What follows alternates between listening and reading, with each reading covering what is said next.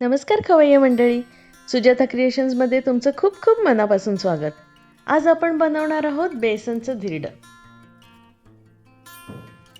यासाठी 2 वाट्या बेसन घेते मी.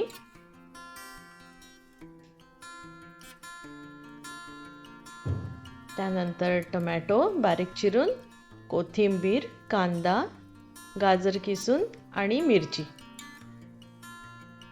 हे सर्व आपण एकत्र करून घेऊया.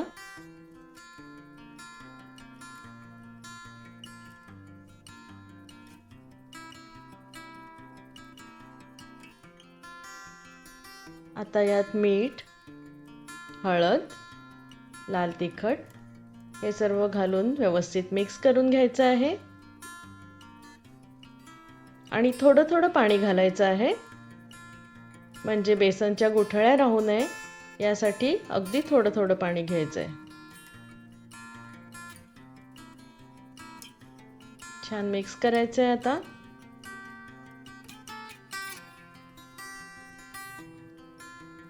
अशा प्रकारे कन्सिस्टन्सी घ्यायची आहे.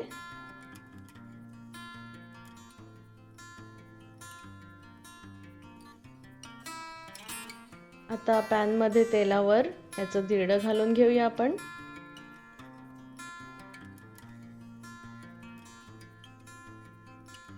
मीडियम आचेवर दोन्ही बाजूनी छान शेकून घ्यायचे आहे.